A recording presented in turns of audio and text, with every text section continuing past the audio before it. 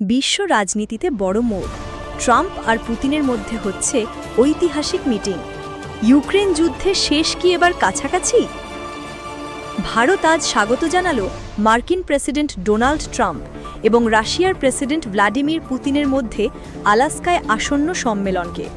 15 August 2025 হতে চলেছে এক ঐতিহাসিক তারিখ, যা হয়তো শেষ করতে পারে ইউক্রেন যুদ্ধের দীর্ঘ রক্তপাত।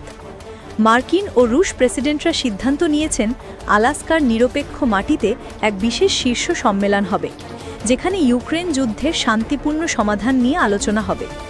ভারত এই উদ্যোগকে সম্ভাব্য গেম চেঞ্জার হিসেবে বর্ণনা করেছে এবং বলেছে শান্তি প্রতিষ্ঠার এই প্রচেষ্টা বিশ্ববাসীর জন্য আশার আলো।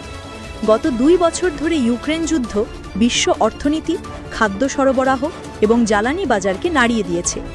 যুক্তরাষ্ট্র আর রুশিয়ার মধ্যে সরাসরি সংলাপ প্রায় ভেঙে পড়েছিল, কিন্তু এই সম্মেলন বিশেষ করে স্বাধীন ভূখণ্ড আলাস্কায় 2 দেশের মধ্যে বরফ গলানোর ইঙ্গিত দিচ্ছে।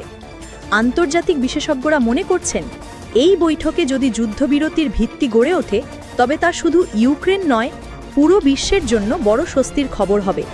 তবে চূড়ান্ত সমাধান পেতে সময় লাগবে, কারণ রাজনৈতিক ও সামরিক জটিলতা এখনও গভীর। আগামী 15 আগস্ট বিশ্বের চোখ থাকবে আলাস্কার দিকে। প্রশ্ন একটাই, ট্রাম্প আর পুতিন কি পারবেন ইতিহাস বদলাতে?